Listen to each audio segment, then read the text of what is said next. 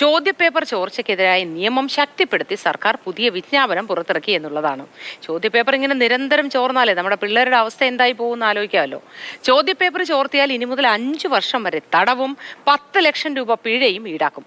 പരീക്ഷാ നടത്തിപ്പ് ചുമതലയുള്ള ഏജൻസികൾ കുറ്റകൃത്യത്തിൽ പങ്കാളിയായാൽ 1 കോടി രൂപ പിഴ ഈടാക്കും. ഇതാണ് ഏറ്റവും പുതിയ വിജ്ഞാപനത്തിലുള്ളത്. അപ്പോൾ മറ്റെന്തൊക്കെയാണ് കാര്യങ്ങളെന്ന് നമുക്ക് അനൂപ് ദാസിനോട് തന്നെ ചോദിക്കാം. അനൂപ് ദാസ് ചേരുന്നു. Good morning Anoop. ഈ വിജ്ഞാപനത്തിൽ മറ്റെന്തൊക്കെ കാര്യങ്ങൾ പറയുന്നു? ഇനിയുള്ള നടത്തിപ്പ് സംബന്ധിച്ച എന്തൊക്കെ നിർദ്ദേശങ്ങളാണുള്ളത്? Moti, good morning.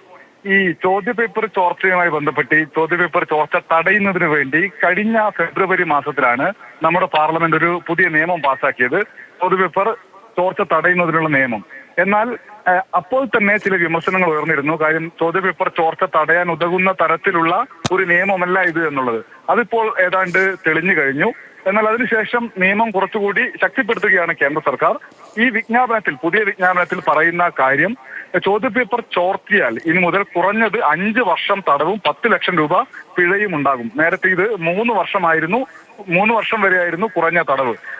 ഇനി മറ്റൊരു പ്രധാനപ്പെട്ട കാര്യം, ഈ നിയമത്തിന് കീഴിൽ വരുന്ന എല്ലാ കുറ്റങ്ങളും ജാമ്യം ലഭിക്കാത്തതായിട്ട് മാറ്റുകയാണ്. അതായത് ജാമ്യം ലഭിക്കുന്ന കുറ്റങ്ങൾ ഉണ്ടാവില്ല, നോൺ ബെയിലബിൾ ആണ്, ജാമ്യം ലഭിക്കാത്ത കുറ്റങ്ങളായിട്ട് മാറും. പരീക്ഷാ നടത്തിപ്പ് ചുമതലയുള്ള ഏജൻസികൾ കുറ്റകൃത്യത്തിൽ പങ്കാളിയായാൽ, ഈ എൻ ടി എയുടെ ഉദ്യോഗസ്ഥർ അതല്ലെങ്കിൽ മറ്റാളുകളൊക്കെ ഈ പരീക്ഷാ നടത്തിപ്പ് ചുമതലയുള്ള ആളുകൾ ഇതിൽ പങ്കാളിയായാൽ 1 കോടി രൂപ വരെ പിഴ നൽകേണ്ടി വരും. ഏജൻസികളോ ഉദ്യോഗസ്ഥരോ അതായത് ഈ ക്രമക്കേടിന് കൂട്ടുനിന്നാൽ 10 വർഷം തടവും അനുഭവിക്കേണ്ടി വരും എന്നുള്ളതാണ് ഈ വിജ്ഞാപനത്തിലെ പ്രധാനപ്പെട്ട മാറ്റങ്ങൾ.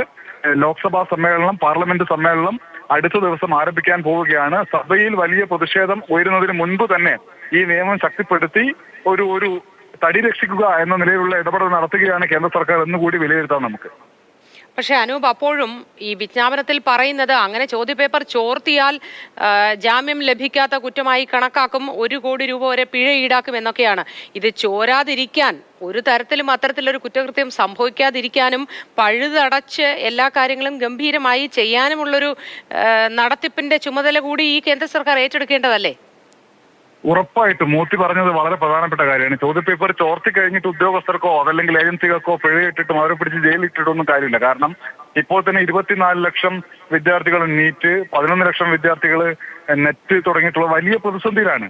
അപ്പൊ അത്തരം പ്രതിസന്ധികൾ ഇല്ലാതിരിക്കാൻ പരീക്ഷാ നടത്തിപ്പ് ചുമതലയുള്ള ഏജൻസികൾ കാര്യക്ഷമമായി പ്രവർത്തിക്കുക, സുതാര്യമായി പ്രവർത്തിക്കുക എന്നുള്ളതാണ്. അതിനുവേണ്ട നടപടികൾ വേണം. NTA പ്രവർത്തനം നിരീക്ഷിക്കാനും വിലയിരുത്താനും വേണ്ടി ഒരു ഉന്നതാധികാര സമിതിയെ കേന്ദ്ര സർക്കാർ നിയോഗിച്ചിട്ടുണ്ട്. ആ സമിതി നിർദ്ദേശിക്കുന്ന മാറ്റങ്ങൾ കൂടി NTA വരുത്തി പരീക്ഷാ നടത്തിപ്പ് സുതാര്യമാക്കുമെന്നാണ് കേന്ദ്ര സർക്കാർ ഇപ്പോൾ പറയുന്നത്.